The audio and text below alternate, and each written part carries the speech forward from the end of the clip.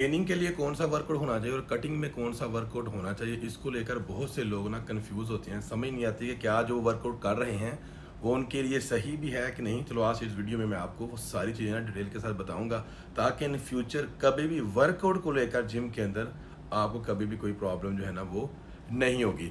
एक चीज़ पहले शुरू से समझने की कोशिश करते हैं कि हमारी बॉडी मसल जो होते हैं वो बिल्ड कैसे होते हैं। जैसे देखिए हमारा बाइसेप है, चेस्ट है या कोई भी मसल है, तो वो बेसिकली दागों की शक्ल में होता है। जो हमारा रेड ब्लड सेल गोश्त कह लो जिसको रेड होता है, वो दागों की शक्ल में होता है। तो हम वर्कआउट करते हैं, उसके फाइबर टिश्यू जो होते हैं वो टूटते हैं, फिर उसके बाद हम सोते हैं, डाइट करते हैं, प्रोटीन खाते हैं, तो उसकी वो रिकवरी होती है। तो दागे पे दागा चढ़ के वो आपका मसल, ये कह लो, ये कह लो, ये कह लो, कोई भी मसल कह लो, वो आपका जो इस तरह से डिवेलप होता है। अब इस चीज़ के साथ ये बिल्कुल कंसर्न नहीं है हमारी बॉडी को कि वो जो मसल आपने ब्रेक डाउन किया है वो आपने 100 किलो से किया है, 40 किलो से किया है, 50 किलो से किया है, या एसी वाली जिम में किया है, या गर्मी वाली जिम में किया है, या जो बीचेस पे जिमें होती हैं लोकल किस्म की वहाँ किया है, या सिर्फ अपने बॉडी वेट से आपने पुशअप वगैरह करके वो किया है। हमारी बॉडी को इस चीज़ का सर कंसर्न नहीं है। तो फिर कैसे पता चलेगा कि जो वर्कआउट हो रहा है ये मेरा गेनिंग के लिए इफेक्टिव होगा या कटिंग के लिए इफेक्टिव होगा? इसको थोड़ा सा समझने की ज़रूरत है। ठीक हो गया। जैसे अभी गेनिंग की बात करते हैं, फॉर एग्जाम्पल मैं गेनिंग कर रहा हूँ, मेरा गेनिंग का प्लान है, तो इसमें मोस्टली जो होता है ना वो देखा जाता है कि रेपुटेशन ना, कुछ लोग कहते हैं 10 से 12, 12 से 15, 15 से 18, जो भी आप कह लो। एक चीज़ आपने मेक श्योर करनी है अपने माइंड के अंदर कि अपनी ओवरऑल जो भी हमारी ट्रांसफॉर्मेशन होती है, चाहे वो गेनिंग की हो चाहे कटिंग की हो, उसके अंदर हमारा वर्कआउट जो है ना मैक्सिमम 15 to 20, 15 से 20% ही होता है। बाकी ओवरऑल जो भी रिजल्ट्स हमको मिलते हैं वो हमारी डाइट से और जो भी हमारा साइकिल चल रहा होता है या जो भी सप्लीमेंटेशन चल रही होती है उस बेस के हिसाब से रिजल्ट्स होते हैं। ऐसा कभी नहीं होता कि एक बंदा परफेक्ट वर्कआउट कर रहा है, डाइट उसकी सही नहीं है, सप्लीमेंटेशन सही नहीं है, तो उसको रिजल्ट मिलेंगे? बिल्कुल उसको रिजल्ट नहीं मिलेंगे। ऐसे कटिंग के लिए ही है कि अगर वो ज़्यादा रेपिटेशन करता है, 15, 20, 25, कार्डियो भी करता है, एब्स भी कर रहा है 4, 4, 5, 5 घंटे, तो उसकी बॉडी जो है वो एज एक कम्पिटिटिव बॉडी बन जाएगी? ऐसा भी बिल्कुल नहीं। उसकी बॉडी पतली हो जाएगी, फैट लॉस हो जाएगी, वो सूखा सड़ा रह जाएगा, पर उसका वो टारगेट जो है वो अचीव नहीं हो पाएगा। ठीक है। तो अभी गेनिंग के बारे में बात करते हैं, तो क्या आप लोग कर सकते हो? तो मोस्टली देखो जो हमारी बॉडी के अंदर है डिफरेंट मसल्स हैं जिसको हम ट्रेन करते हैं। बाइसेप, ट्राइसेप जो कि हमारे छोटे मसल्स हैं, हमारी चेस्ट है, शोल्डर है, इसका शोल्डर का फ्रंट, बैक, साइड, उसके अलावा हमारे ट्रैपीज, 3-4 पार्ट्स हैं। बैक हमारा बड़ा मसल है, लेग हमारा बड़ा मसल है, तो ये बड़े मसल हैं। तो मोस्टली जब आपने गेनिंग की बात की जाती है या कटिंग, इसमें रेपिटेशन जो सॉरी आपने जो सेट करने होते हैं ना, वो तकरीबन 5 या 6 कंसीडर किया जाता है कि अपने छोटे बॉडी पार्ट के लिए, बाइसेप और ट्राइसेप के लिए कंसीडर किए जाते हैं कि इतने आपने करने हैं। ठीक है। अब ये देखो फॉर एग्जाम्पल इसके अगर 6 सेट आप करते हो, जैसे आप समझ लो एक हैमर हो गया इसके लिए, उसके अलावा आप बार कर्ल करते हो, डबल कर करते हो, प्री चेयर करते हो, क्रॉस केबल करते हो। ठीक है। तो ये आपके जो 6 सेट ये होंगे, इनके आपने जो फॉर एग्जाम्पल रेपिटेशन होगी ना आपकी, वो आपने कोशिश करनी है आपने 12 से 18 के बीच में उसकी रेपिटेशन जो है ना वो होनी चाहिए। वो क्यों होनी चाहिए?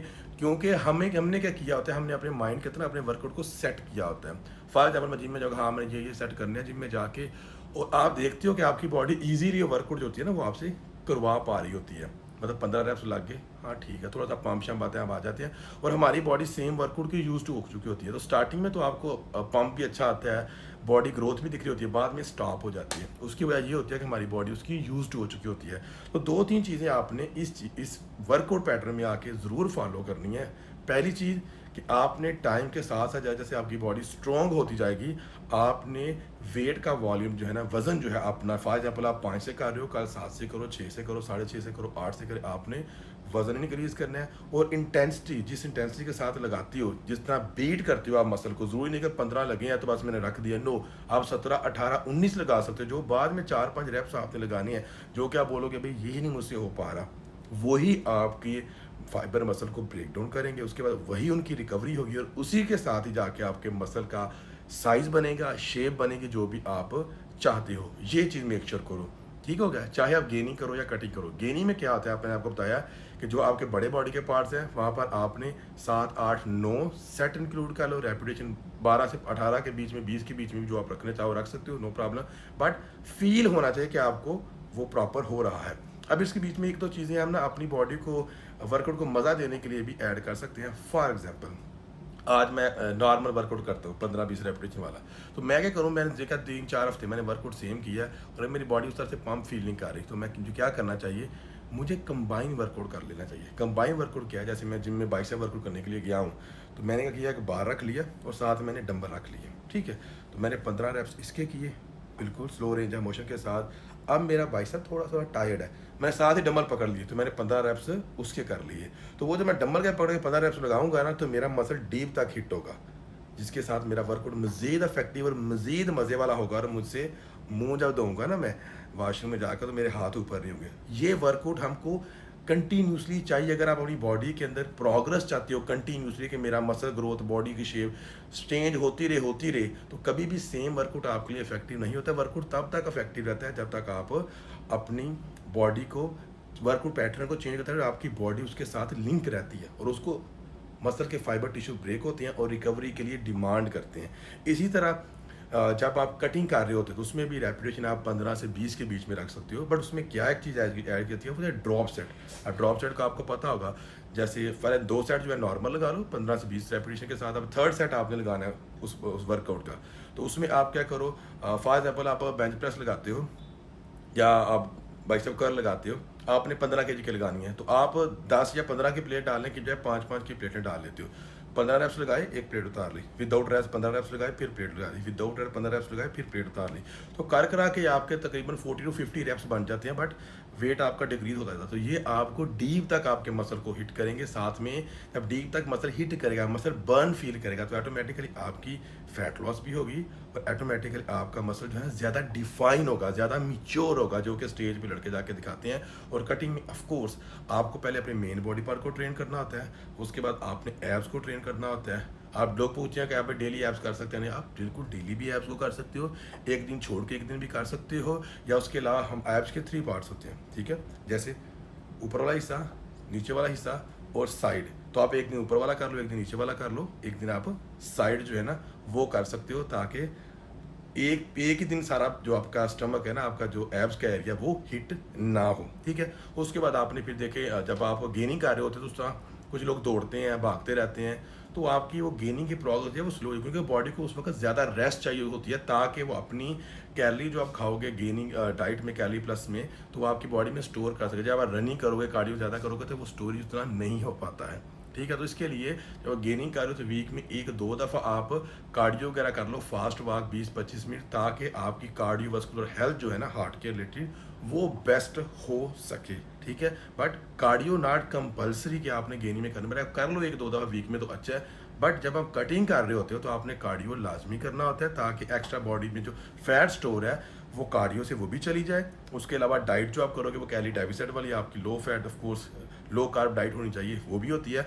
उसके अलावा फिर आप एब्स को भी ट्रेन कर रहे हो, ताकि एब्स भी आप मिच्योर हो जाएं। और जो वर्कआउट आप कर रहे होते हो, इंटेंसिटी वाला वर्कआउट, इंटेंसिटी वर्कआउट और ड्रॉप सेट ऐड कर दो, उसके साथ भी ऑफ कोर्स आपकी बॉडी फैट लॉस एक्स्ट्रा करेगी, वर्कआउट आपके लिए हार्ड होगा।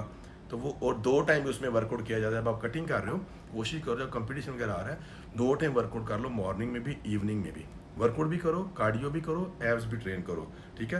तो कटिंग में थोड़ा ज़्यादा बॉडी को हार्ड टाइम देना होता है, क्योंकि आपने मसल को भी बचा के रखना होता है, साथ में आपने अपनी बॉडी को भी डिफाइन करना होता है। जबकि गेनिंग की बात की जाती है, तो कोशिश किया करें कि वीक में एक बॉडी पार्ट को डेली ट्रेन किया करो और हफ्ते में एक दिन छुट्टी जो है ना वो ज़रूर किया करो अगर पॉसिबल हो तो। कुछ लोग करते हैं 7 दिन जिम जाएंगे तो फ़ायदा हो जाएगा, ऐसा भी कुछ नहीं होता है, ठीक है मेरे भाई। तो इस तरह से वर्कआउट पैटर्न को आप फॉलो करोगे, आपको बहुत अच्छे रिजल्ट जो है ना वो दिखने को मिलेंगे। समरी में शॉर्ट आपको बता देता हूँ, अगर आप गेनिंग कर रहे हो या कटिंग कर रहे हो, हफ्ते में 6 दिन ट्रेनिंग करो, ठीक है। गेनिंग कर रहे हो तो कार्डियो वीक में सिर्फ 2 दफ़ा करो, एब्स करने की ज़रूरत नहीं है।